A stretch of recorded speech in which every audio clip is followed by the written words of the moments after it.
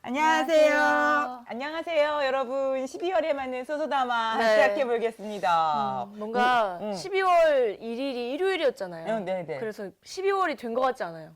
그러니까 이게 거의 이제 12월 초반인데 왠지 좀 느낌이 좀 그래. 아직 가을에 머무르는 것 같은 느낌. 아, 그리고 이제 예전에는 연말에 뭔가 정리하는 일들이 많았잖아요. 뭐 기말고사를 네. 본다던가. 아, 맞아요. 뭔가 이렇게 한 해를 마무리하는 작업들을 했는데 이제 나이가 들수록 그냥 하긴. 뭐 1월이나 12월이나 그러니까요. 뭐 2월이나 3월이나 맞아요. 좀 약간 경계가 무너지는 것 같아요. 그러니까요. 그냥 우리는 그런 걸로 가는 것 같아요. 아줌마들 뭐 김장을 했니 안 했니 아, 뭐 아니면 명절이 언제 오니 안 오니 뭐 이런 식으로 저희는 파티를 언제 하냐 안 하냐. 친구를 만날까 안 만날까 그쵸. 뭐 그런 거 했다면 좀 약간 올 12월 초여서 그런지 저는 아직 그 뭐지 2019년이 간다는 마음이 별로 없어요. 아, 뭔가 12월 하면 그래도 못 봤던 사람들도 만나는 그런 달이잖아요. 그러니까 못 봤던 사람들도 차차 만나야 되는데 그것도 귀찮네. 그니까요.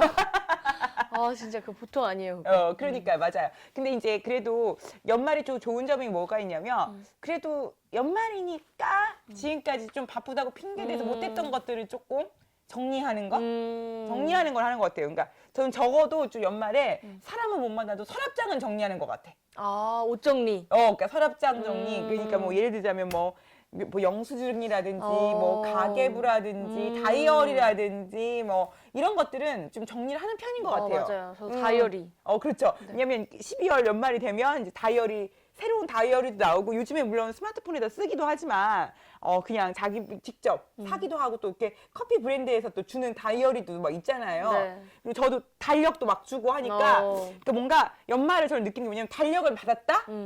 뭐 이런 거 있지. 달력을 선물로 받았다. 그러면 탁상용 달력을 바꿔 놓으면서 아, 정말 올해 무슨 일이 있었지? 1월부터 한번 이렇게 훑어보는 일을 하게 되는데 사실 2019년 가장 기억나는 일은 뭐세요? 은겸 씨는? 저는 사회적인 뭐 이슈가 있다면? 2019년은 아무래도 YG. 맞아요. YG 사건이 좀 많이 크지 않았나. YG라기보다는 처음 시작은 버닝썬. 그쵸. 버닝썬.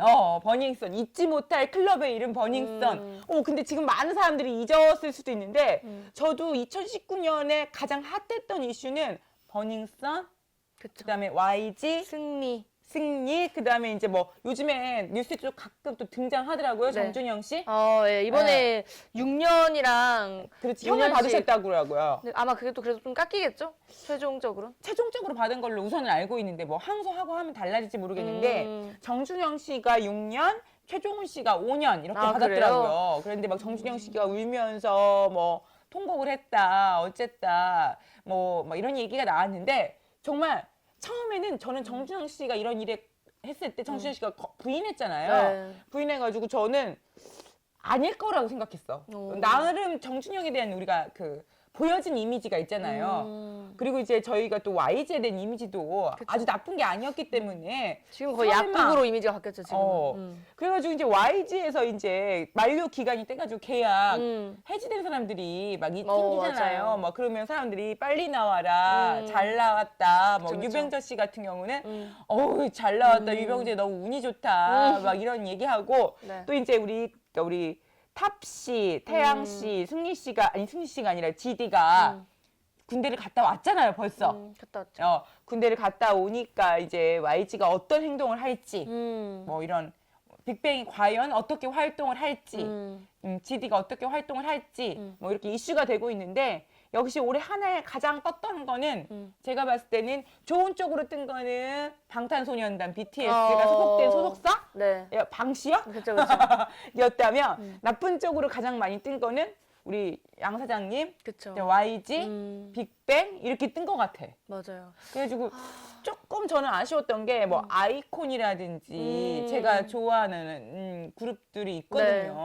위너라든가 이런 애들이 이런 건 악동 뮤지션, 블랙핑크가 더불어서 욕을 먹었던 것 같아. 그니까요.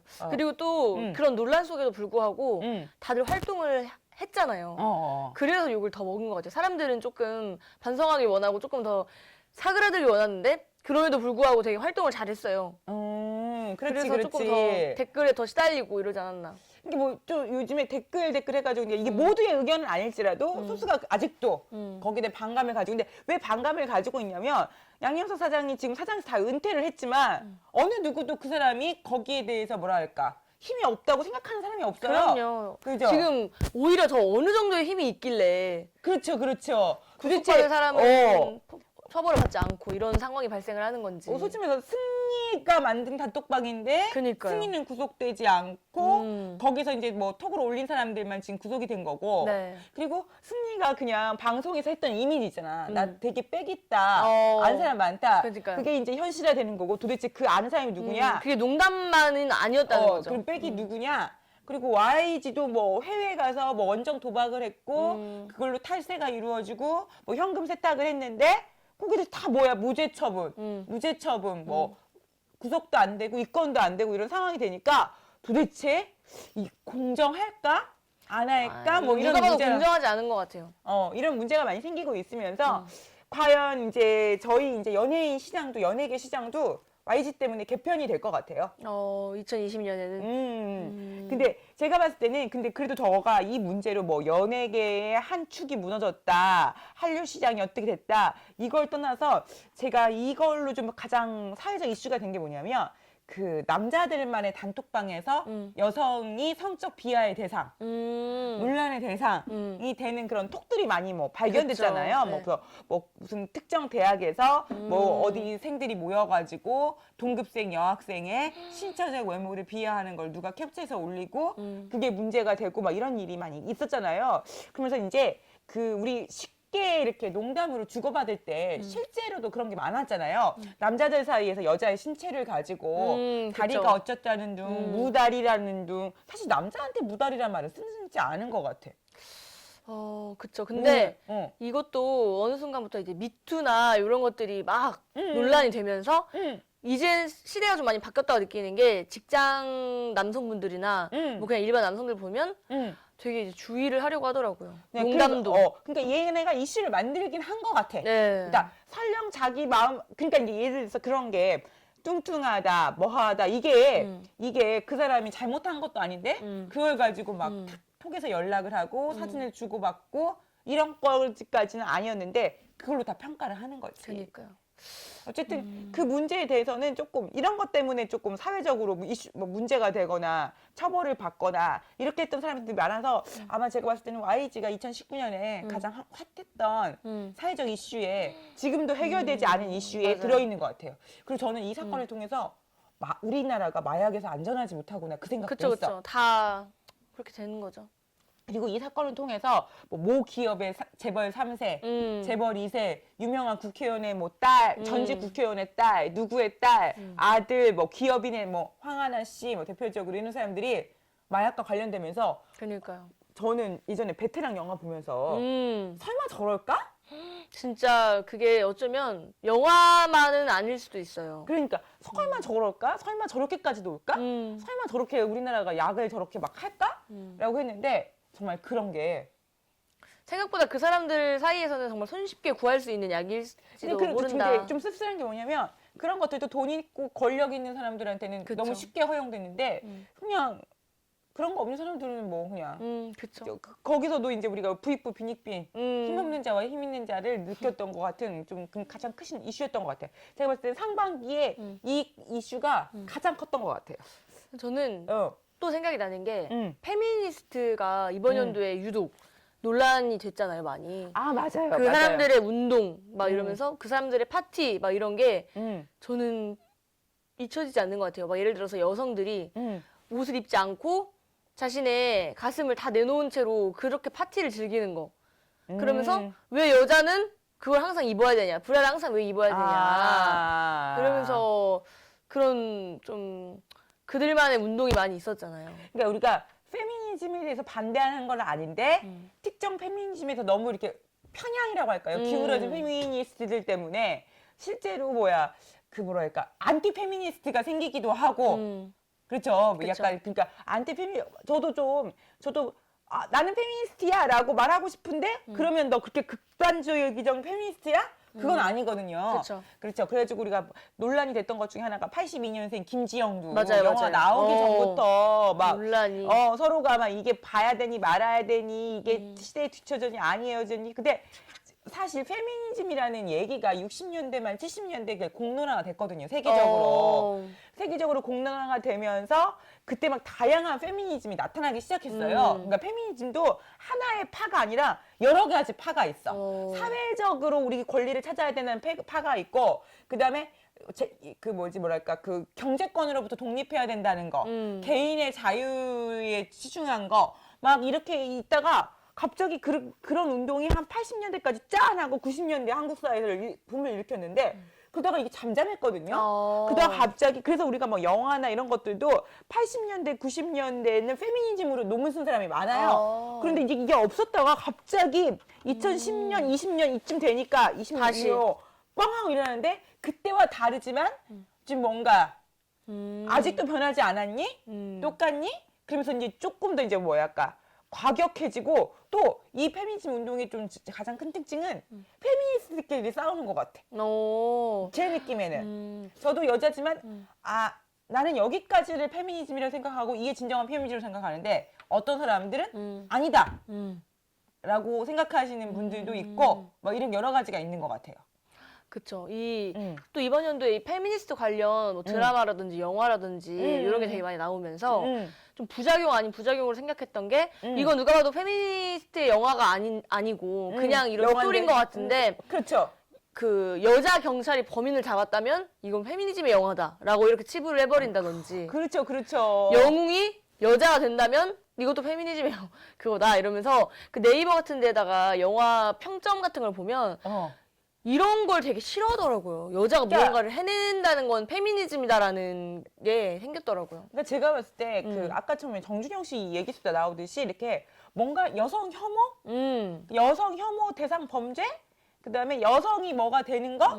이거에 대해서 안티 아닌 반발 아니면 뭐 이런 것들도 올해 굉장히 많았던 것 같아요. 그쵸. 갑자기 제가 생각났는데 그 보면 그래가지고 뭐 힘없는 여자를 그냥 무책임에 뭐 때린다던가 그다음에 쫓아와가지고 성추행을 하려고 하거나 성폭행을 하려고 했던가 뭐 그런 일들도 되게 많았고 또 화장실이나 공공장소에서 몰카. 그쵸. 몰카. 저도 솔직히 지하철역에서 화장실은 안 갈 것 같아. 못 가죠.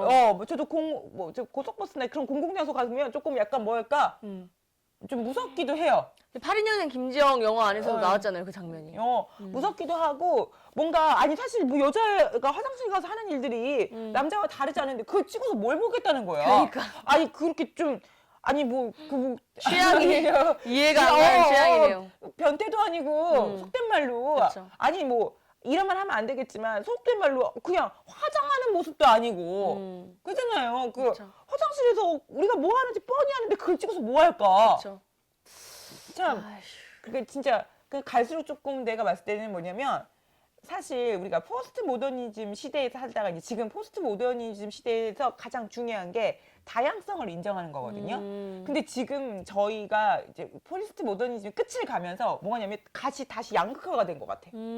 막 그냥 극과 극을 가는 것 같아요. 그쵸. 극과 극. 그래서 저도 중간이 없어. 올해 가장 우리나라에서 이슈 중에 하나는 저도 페미니즘. 그쵸. 극단적인 페미니스트. 그러면서 거기에서 좀 이슈가 됐던 영화가 이제 82년생 김지영이라든지 그쵸. 그리고 여성 혐오에 관한 거거나 아니면 여성에 관련된 글이나 어떤 영상이나 이런 거에 대해서 막 무차별하게 하는 쏟아지는 댓글들 그리고 여성들 사이에서도 이게 논란 그쵸. 그리고 뭐 그러면서 덧붙여진 게 브래지어를 하는 게 당당하냐 안 하는 게 당당하냐 막 그쵸. 이런 논란 선택이 자기 선택 아니야? 그쵸. 자기의 선택이라고 저도 생각해요. 그건 페미니즘이랑 관련이 없이 그냥 자기가 하고 싶으면 하는 거고. 뭐 그러면서 네. 나오는 말들 중에 하나는 저는 좀 약간 또 맘충. 맘충도. 그런 쪽에 그러니까 아이를 너무 사랑해가지고 표현한 그 모든 것들을 아주 그냥 고가운 시선으로 보는 것도 뭐 그런 것도 있고 또 여러 가지 그렇다고 그 이번에 엄마들 다 잘했다는 건 아니지만 여러 가지 것들을 생각하게 하는 것들인 것 같아요. 이번에 또 겨울왕국이 개봉을 했잖아요. 그래서 이제 또 엄마들과 일반 그 영화를 보러 가는 사람들의 싸움이 시작이 됐더라고요. 노키드죠. 네, 영화가 시끄럽다. 그거 보려면 완전 일찍 가거나 완전 늦게 가야 된다. 아이들이 너무 시끄럽다 이러는데 아이들을 가진 엄마는 나도 내 돈 내고 영화 보러 가는 건데 내 아이들과 나 이렇게 눈치 보면서 영화 보러 가기 싫다 이러면서 좀 이런 기싸움이 또 있더라고요. 겨울왕국 안에서. 그러면 겨울왕국을 나눠서 해야겠네. 엄마들하고 볼 때는 오전 방을 보고 그니까요. 동반자 없이 볼 때는 오후로 보고 이렇게 뭔가 나눠야 이건 좀 되겠네. 영화관에 센스가 있어야 되지 않나.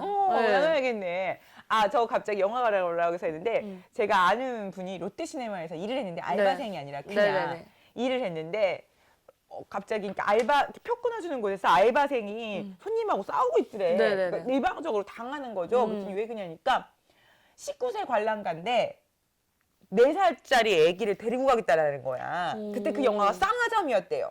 오. 근데 이제 그건 좀- 근데 그 저기가 뭐냐면 아기를 가서 재울 테니까 얘는 잘 거니까 영화를 보겠다 부부가. 근데 이제 그랬는데 그래서 이제 담당자인 저희 아주신 분이 나가가지고 고객님 15세 같은 경우는 미성년이 와도 부모랑 같이 가면 동반이 가능하지만 19세 영화 같은 경우는 미성년이면 그 뭐지 부모님이랑 같이 와도 19세를 볼 수가 없다 설명을 했대. 그러니까 환불을 해주겠다. 아니면 다른 영화를 봐라. 권유를 했는데 소리를 하면서 이 목을 잡더래. 그거는 진짜 멈추는 그러면서- 말이 나올 것 같네요. 그러면서 그 아버지가 네. 아빠라는 분이 4살짜리 애를 들어다가 걔한테 던진 거야. 왜? 내가 그러면 내 새끼를 봐하고. 그건 그 그래가지고 사람의 그 자식이 아닐 수도 있겠는데. 여자분이 그 여자였던 제 그 아시는 분이 네. 뒤로 쓰러졌대. 어이구. 그런데도 자기가 잘못했다고 사과를 해야 한다고 하면서 진단선 끊으셨대요. 진단서를 끊으면 안 된대. 그런 서비스 왜요? 업종에서는. 왜요? 그렇게 다쳤는데? 근데 넘어졌긴 했지만 다치진 않았겠지.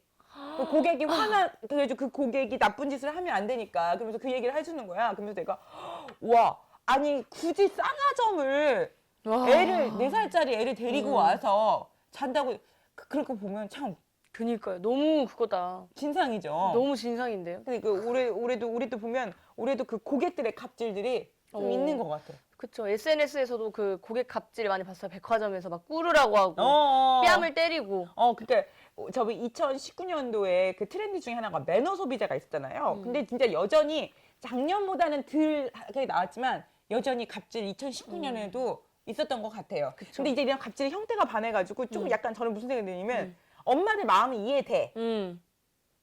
그래요? 엄마들 마음이 이해되지만 근데 같이 온 다른 손님은 어떻게 할 거야? 그니까요. 그잖아. 그치? 우리 저번에 우리도 한번 다뤘는데 키드존, 노키드존. 그쵸. 그건 것 같아요. 근데 19세 영화도 마찬가지예요. 그렇기 때문에 우리 VOD 서비스가 그쵸. 있고 아니, IPTV가 그렇게 있잖아. 하라고 나온 게 연령 제한인데, 네, 그걸 지켜주지 않는다는 거는 영화를 왜 보겠다는 건지 모르겠어요, 그래서 일단. 조금 제가 뭐 겨울왕국 저도 봤는데 아니 그 기사를 봤는데 좀 그 문제는 있었던 것 같아요. 그쵸. 저는 또 2019년에 가장 화제가 됐던 화두 중에 하나가 초반에 스웨이님과 함께 온 공정성. 그쵸. 스웨이님과 함께. 오고 그 공정성 중에 우리 뭐죠? 가장 관련된 게 대학 입시에 대한 공정성. 그쵸. 지금도 화두가 되고 있잖아요. 수능도 끝났고 곧 있으면 이제 한 달 지나서 성적표도 나오고 뭐 정시 비율, 수시 비율 막 이런 게 나오는데 이번에 애들이 수능도 1, 2교시 보고 나간 애들이 그렇게 많대. 그냥 보기만 하는 거야. 그러니까 우리처럼 수능에 매달리는 세대가 아니라 다른 걸로도 대학을 갈 수가 있으니까 그래서 우리가 그걸 진짜로 봤잖아요. 우리가 스카이캐슬 보면서 저게 사실이야? 진짜야? 그런데 자기들끼리 만나서 독서 토론회가 있고 또 우리 뭐 자기소개서를 봐주고 그다음에 이력서를 봐주고 엄마들끼리의 경력에 모임이 대한 중요하고 그리고 엄마들끼리의 그 정보 그다음에 매니저가 아니라 코디가 있고 뭐 이런 것들을 우리가 드라마상에서 보면서 정말 그 누구보다도 그냥 갈 수 있는 게 대학이 아닌가? 그쵸. 그랬는데 뭐 의사 아빠 친구들이 의사 아빠 오라고 해가지고 아기가 가서 학교 둘러보고 그게 끝이 아니라 그니까요. 거기서 논문을 쓰게 되면 그게 학교에 들어가고 이름을 하나 올려주고. 그래가지고 그게 대학 입시에서 공정하게 되고 그니까요. 그래서 제가 봤을 때는 이 대학 입시에 대한 공정성이 제가 봤을 때 드라마로 촉발됐지만 우리 뭐 몇몇의 그 국회에서 일하시는 분들도 이것 때문에 지금 곤욕을 치르고 있고 맞아요. 정부 관계자들도 곤욕을 치르고 있고 내년에 선거가 있는데 아마 선거에서도 이게 자녀 문제로 크게 이슈가 될 것 같아요. 그쵸. 또 이제 그래서- 비리를 서로 파헤치면 또 나오겠죠. 그렇죠. 그래서 이게 원래 그냥 관행이었다. 음. 우리 애가 뭐 과학고나 예고나 외고 다니면 다 그렇다. 그러면 나오면서 이제 뭐 일반고 다니는 사람들과 그들의 세계를 알지 못하는 사람들 사이에서 많이 일어나는데 사실 저는 입시만큼은 공정해야 된다고 생각하는데 그렇죠. 부모 백으로 온다는 거는 의미가 그러니까요. 없죠. 없는 것 같아요. 예전에는 연예인 대학 비리 입시 이런 게 있었는데 이제는 그것보다도 일반인도 일반인 정말 그 스카이캐슬 드라마가 대치동 어머님들에게 다 인터뷰하면서 그걸 그렇게 만든 거라잖아요. 실화를 그러니까, 바탕으로. 그러니까 그게 실화라는 거죠. 어떻게 보면. 실제로. 저는 보면 연예인들이 입시 비리로 막 갔다는 것보다 소위 좋은 직업에 있는 분들 의사, 변호사, 상류층에 있는 직업을 가지고 계신 분들이 자기들끼리 그렇게 네. 했다는 거. 그러니까. 그다음에 그런 직업을 물려주기 위해서 자기들끼리 정보를 공유하고 뭐가 있다는 거. 자기들도 알 텐데요. 그게 아주 큰 죄목이라는 것을. 근데 예전에 정유라 씨가 하는 말이 맞는 것 같아. 부모가 부자인고 네가 부잣집 아닌 거에 태어난 게 잘못이지. 왜 내가 잘못이냐. 이것도 능력이다. 능력이다. 근데 그분들은 정말 내가 노력해가지고 이 정보를 캐고 내가 그 선생님 접속해가지고 내 돈 주고 하는 건데 왜 네가 뭐라고 하냐. 라고 하면 할 말은 없겠지만 그쵸. 정말 공교육 어디까지 가야 될지 의심이 가는 것 같아요. 그니까요. 이제 이번 연도 이제 그 고등학교도 많이 없어졌잖아요. 되게 다 일반화 됐잖아요. 근데 이것도 다시 근데 선거가 다시 되면서 과연 전 이게 없어질 것 같지 않아요. 이렇게 다시 등장할 것 같아요. 근데 저희는 보니까 어떤 고등학교는 기부로도 입학이 가능한 거예요. 사회적 기여. 그래요? 입시 전형이 진짜 다양하더라고요. 정말 다양하네요. 그리고 우리 지금 문제가 되는 것도 또 유명한 사람들이 몇 명 이렇게 힘쓰면 그 해만 또 전형이 생겨. 그러니까 이미 누가 들어올 자리를 방송을 깔아준 거 아닌가요? 그렇지. 아예? 그러니까 내정자가 있고 판을 만들어주는 거지. 그러니까요. 저는 그런 규정이 있다는 걸 뭐라고 하는 게 아니에요. 어떤 규정, 근데 그건 원래부터 있었는데 내가 찾아가지고 들어갔다 그러면 상관없는데 누구 때문에 만들어진다는 거는 안 되죠. 그리고 실제로 자기의 부모님이 어떤 일을 하는 건가, 자기가 지금 어떤 백그라운드를 가지고 있다는 것을 내비치면 안 되는데. 그리고 특히 교수 아빠 친구 있는 사람들, 저 친구분들끼리 논문 올려주는 거는 전 논문 쓰는 사람으로서 정말 치를 떨어요. 그건 진짜 아닌 것 같아요. 그건 정말 걔가 한 줄이라도 쓸 수 있을 거라고 저는 생각하지 않거든요. 하긴. 천재 아니고는. 물론 그런 천재가 있겠죠. 그럼 혼자 쓰겠죠, 단독으로. 그러니까요. 그렇지만 그렇게 일저자로 오르거나 포스터에 오르거나 그런 거는 정말 아니라고 봐요. 그쵸. 이런 것들이 빨리 조금 더 파헤쳐져서 아주 조금이라도 깨끗한 사회 속에서 공부할 수 있는 분위기가 만들어졌으면 좋겠네요. 저는 이제 그래서 공정성에서 두 가지가 있는데 하나는 저는 대학 가는 공정성가 올해 이슈가 됐다면 또 하나는 우리 유승준 씨 때문에 군대 가는 공정성. 이 군대에서 근데 군대도 굉장히 많이 바뀌었더라고요 지금. 너무 편해졌어. 이제 편지가 없어질 것 같아요. 편지. 편지는 아예 없고 저녁마다 핸드폰을 줘가지고 그렇게 그러니까요. 전화를 한대. 그러니까요. 부모님들이 짜증나 죽겠대. 안 받아줄 수 없고 그렇게 전화가 온대. 카톡도 되게 많이 하던데요. 그냥 계속 하던데요. 자기 전까지. 그러니까 너무 근데 뭐 요즘에 자살 문제도 있고 군대 내 이렇게 폭행 그다음에 무슨 얼차례라고 해야 되나 선배 후배 이런 거 있어가지고 자유를 많이 주고 뭐 그런 거에 대해서 나쁘다고 생각하지 않은데 그쵸. 그래도 우리나라 현실상 군대에 가는 게 굉장히 중요한 건데 이런 사람들이 있대. 17살이나 16살 때 국적을 바꾼대. 미국이나 이런 데로 군대 안 가려고 바꾸고 40살 넘으면 군대 안 가잖아. 40살 넘으면 40살 때 다시 군대를 일로 바꾸는 거야. 그거 너무한다. MC몽 씨도 그랬고 유승준 씨도 그랬고. 그러니까 나눈 치면서 MC명하고 유승준 씨는 사실 저는 여자지만 용납은 안 되는 것 같아. 저도 그래요. 다른 남자들은 가고 싶어서 가냐고요. 그거. 아니면 그거를 돈으로 다 태우세요. 얼마씩 해가지고 보상을 하세요. 세금으로. 뭐가 낸 건 내야지. 그리고 우리 그 뭐 종교적 자유 때문에 양심적 자유 때문에 군대 안 가신 분들은 제가 봤을 때는 그분들도 일반 사람들이 공정하게 느낄 만한 일을 하셔야 될 것 같아요. 예를 들어서 그분들은 뭐 대체로 그런 게 있대요. 뭐 교도소나 이런 데서 일을 하는데 뭐 3년, 4년, 1년 반이 아니라. 그러니까 뭔가 군대 대신에 할 수 있는 일인데 더 길게. 저는 당연하다고 생각해요. 저도 그렇게 생각해요. 뭔가 자기가 하나를 버렸으면 그냥 정말 버린 건데 다시 돌아오고 한국 안에서 또 돈을 벌려고 한다는 그 이상한 생각. 저는 유승준 씨는 자기가 그때 인기가 많았는데 그때 인기 많은 게 지금도 인기 많을 거라고 생각하는 게 너무 신기한 것 같아. 될 거라고 생각을 하는 것 같더라고요. 끝까지 하는 걸 보니까. 그래서 내가 유승준 씨 지금 20년 지났고요. 음악 스타일도 완전 바뀌었고요. 그쵸. 지금 트로트가 대세인데 이제 와서 어떤 노래를 갖고 오실지 물론 저도 좋아할 수 있겠죠. 용서하실 수 있겠지만 좀 그런 것 같아요. 그니까요. 그래서 저는 이번에 우리가 컸던 게 공정성. 그다음에 마지막으로는 저는 그거 좀 굉장히 컸던 것 같아요. 어떤 거요? 자살. 자살 문제가 있죠. 최근에도 우리 구하라 씨가 우리 곁을 떠나면서 그쵸. 그러니까 자살과 더불어서 저는 되게 올해 이슈가 된 게 뭐냐면 인터넷에 댓글. 실제로 다음은 그 연예계 댓글창이 없어졌다고 하더라고요. 없으니까 좋아요. 사실 그 팩트만 보면 되잖아. 원래 신문의 가장 큰 역할은 사실을 전달하는 거거든. 사실을 전달해서 여론을 일으킬 때는 우리가 공공연한 장소에서 여론을 일으키면 되는 거잖아요. 없으니까 너무 좋아요. 익명으로 하니까 진짜 도가 지나친다는 말이 진짜. 그래가지고 저 솔직히 말해서 구하라 씨나 설리 씨의 죽음의 책임은 인터넷 기사와 댓글. 저는 이 베스트 댓글이 정말 와닿았어요.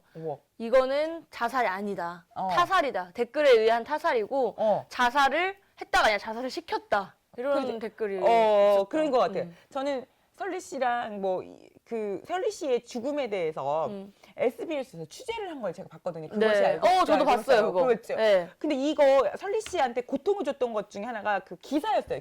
신문 기사였어요. 기자님들. 기자님들이어서 설리 씨가 인터뷰에서 기자님들 저 좀 예뻐해 주세요. 맞아요. 저 좀 미워하지 마세요라는 그 인터뷰가 그러니까요. 정말 너무 와닿았는데 근데 그 기자들이 실체가 없어. 그러니까요. 난 깜짝 놀랐어. 그 유령 기자단. 제가 봤을 때는 국가에서 언론법을 좀 강화시켜가지고 유령 기자단은 좀 없애야 될 것 같아요. 그쵸. 자기 이름을 걸고 그 기사를 쓰는 거지. 어떻게 무슨 신문 무슨 기자단은 근데 신문사도 자기네가 책임이 없대. 그쵸. 그다음에 댓글 그 기사 쓰는 사람이 누군지도 모른대. 알바생이래. 그 기사의 헤드라인도 엄청 자극적이잖아요.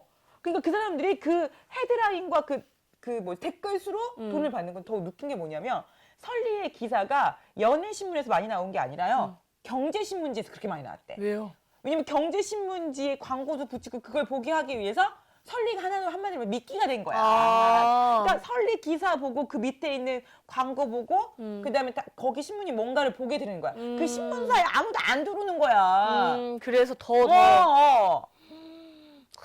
그래가지고 기사들이 그렇게 SNS를 많이 퍼다 오면서 악플을 유도하는 헤드라인을 잡아요. 그러니까 기자들이 취재를 거의 하지 않고요. 사무실에서 그냥 인스타만 보는 거야. 그러니까요. 그러다가 하나 사진 뜨면 떴다 하고 캡처해가지고 사진도 안 찍고 기자의 우리 매그넘이라는 우리 그 사진 기자들만 활동하는 유명한 신문사가 있잖아요. 그런데 보면 전쟁터에 카메라를 가서 찍고 막 어디 가서 올라가서 찍고 어디서 데모 있으면 거기 가서 찍는 게 아니라 우리 기자분들이 그냥 인터넷에 가만히 있다가 누가 올리는 제보만 댓글 보고 그러니까 제보가 오면 그 제보를 가지고 심층 취재를 하는 게 아니라 그러니까요. 댓글 올리고 남이 쓰던 거 기사만 막 설리 어떻게 그냥 설리가 침대에 누워있으면 누워있는 것도 관능적 설리가 웃고 있으면 뭐 때문에 웃지 유혹하는 눈빛 이렇게 쓰는 거예요. 그쵸 맞아요.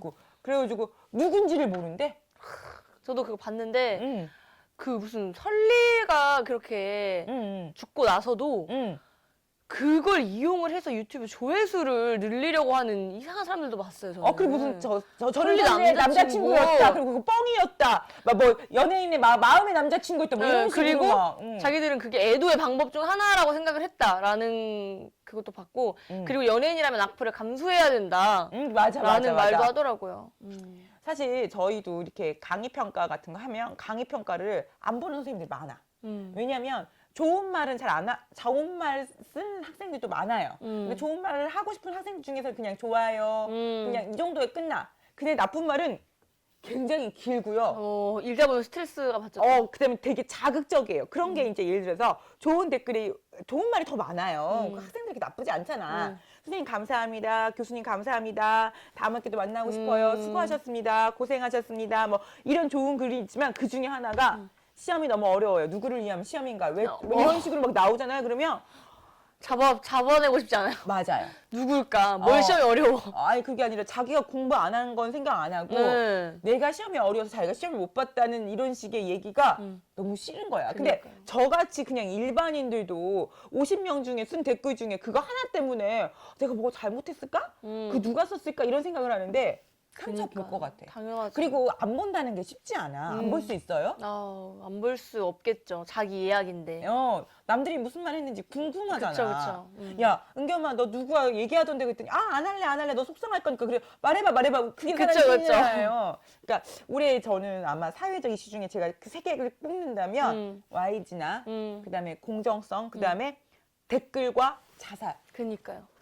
그 자살을 꼭 정말을 이분들이 설리랑 보라씨 둘 다 자긴 단단하다 안 그럴 거다라는 말을 했었던 적이 있었잖아요. 그러니까 맞아. 죽지 않을 거다. 세상 긍정적인 사람도 어떻게 될지 모르는 거기 때문에 진짜 연예인 아니더라도 좀 주변을 조금 더 살피고 좀 내 말 한마디가 어떻게 전달이 될지도 좀 생각을 해봐야 될 것 같아요. 보면 부부 사이에도 지나치게 야, 너 그만 좀 먹어. 너 왜 이렇게 살찌냐? 이 말 때문에 막 엄청 싸우는 사람도 많거든. 맞아요. 맞잖아요. 근데 그거 욕도 아니고 너 죽어라도 아니고 또 너 왜 오빠 그렇게 심한 말을 해? 그러면 그만 좀 먹으란 말은 네가 이렇게 먹으면 소화도 안 되고 힘들고 살쪘다고 하고 다이어트 해야 된다고 하니까 하는 말이었는데 너 그렇게 고깝게 알아들어. 우리 그런 한마디만 해도 그쵸. 우리 좀 그렇잖아. 근데 네. 친구들끼리도 그렇잖아. 너 옷이 왜 이렇게 그래? 너 좀 그렇다. 돈이 없어. 뭐 이렇게 하면 지가 뭔데 내 패션에 얘기하고 그쵸. 지가 나한테 돈을 막 이렇게 얘기하는데 사실 친하고 나를 생각해서 한 말이라고 생각해도 그런데 실제로 그러지 않은 사람이 그러면 되게 속상할 것 같아. 그쵸. 이렇게 12월 뭐 별로 얘기한 것도 별로 없는 것 같은데 이 이슈들이 진짜 심각한 문제고 유독 이번 연도에 더 부각이 됐던 문제들이잖아요. 그래서 다음에서 댓글을 연예인 댓글을 폐지했고 다른 데서는 물론 댓글이 있긴 한데요. 물론 다음에서는 피해도 있을 거야. 광고 좀 덜 붙을 수도 있지. 그쵸.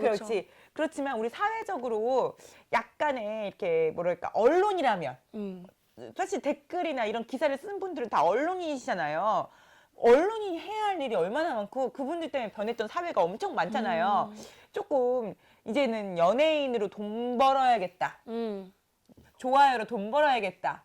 조금 더 자극적인 말을 써야겠다. 자극적인 말을 쓰고 싶으시면 B급 잡지를 만드세요. B급 잡지 있잖아. 원래 예전에 우리 옛날 세대지만 뭐 썬데이 서울 같이 B급 그런 건 우리가 그냥 웃고 지나가고 찌라시라고 생각하지. 이렇게 공공헌하고 어린아이부터 모든 사람이 볼 수 있는 곳에다가 그런 거는 아닌 것 같아요. 그리고 기자라면 발로 뛰셔야 되지 않을까. 그러니까 SNS 좀 그만 퍼왔으면 좋겠어요.